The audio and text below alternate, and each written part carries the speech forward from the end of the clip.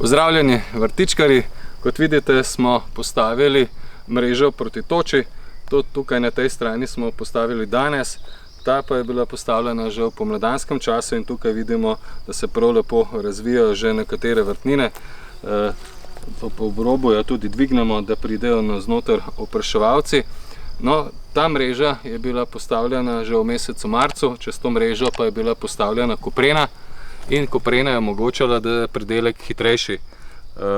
Tako mrežo proti toči lahko pokrijemo tudi v poletnem času in tako senčimo poletne setve in sajenje. To je seveda najboljše v juniju in pa juliju, ko je vročina huda.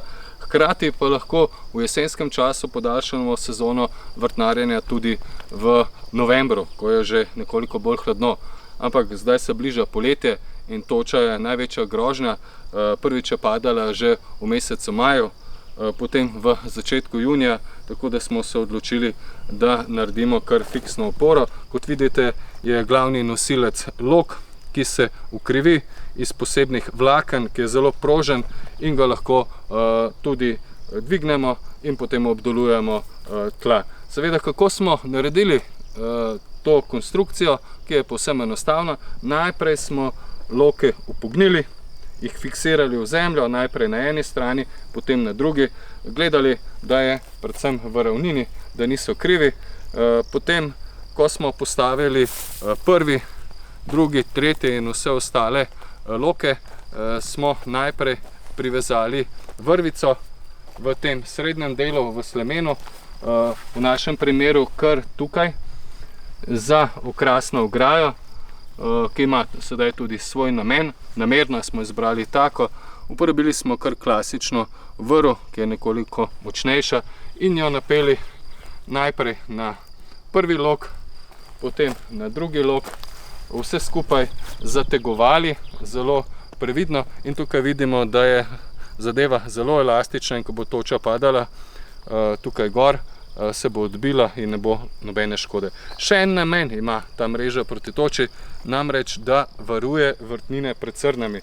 V našem vrtu imamo veliko srn in smo se spraševali, kako rešiti problem s točo, kako z mrazom in srnami, in je to idealna rešitev, kajti srne enostavno ne morejo pohrustati solate, zelo rade imajo solate, rdečo peso in ostale vrtnine. In tukaj, če pa želimo kaj delati, pa pobirati, pa enostavno dvignemo.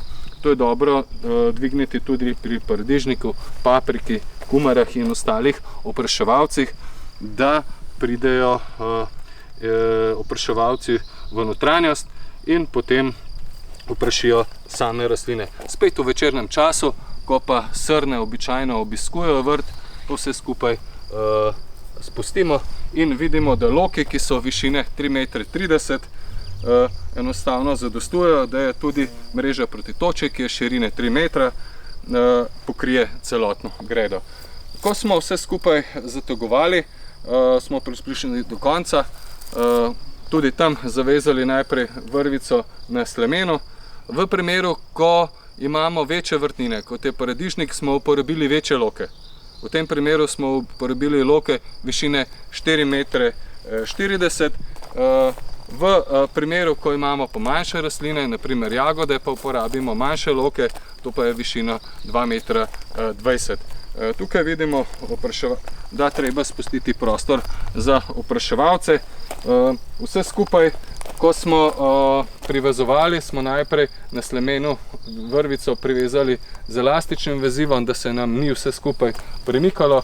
Ko smo to končali, pa smo po slemenu najprej napeli vrvico na eni strani, potem na drugi strani. To pa zato, ko piha veter in ko je neurje, da se pod mrežo, da se toča oziroma karkoli že pa če tukaj gor, enostavno napne.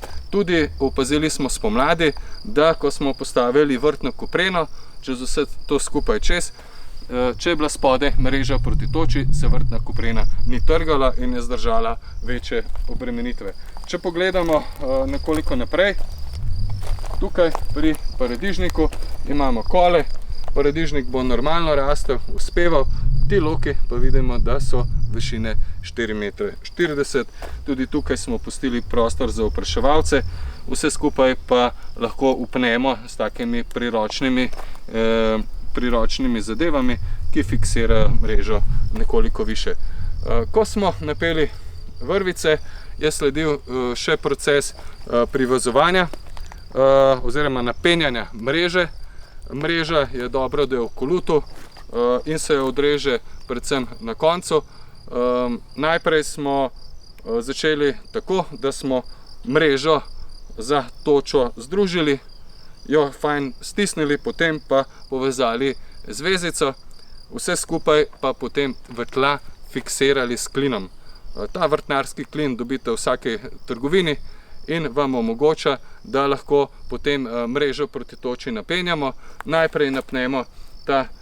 Najprej mrežo fiksiramo enakomerno levo in desno, potem ko jo pa napenjamo, napnemo najprej sredinski del, zavežemo zvezico, povežemo čez vrvico, na eni strani naperemo eno stran, drugo stran in potem vse skupaj povezujemo nazaj. Tako nadaljujemo do konca same vrste, nategnemo sredino, eno stran, drugo stran in potem zvezicam zadevo fiksiramo. Ko vse skupaj končamo, vidimo, da je stvar zelo fiksna in toča, ki bo padala, se bo od te mreže odbijala kot ping-pong žogica.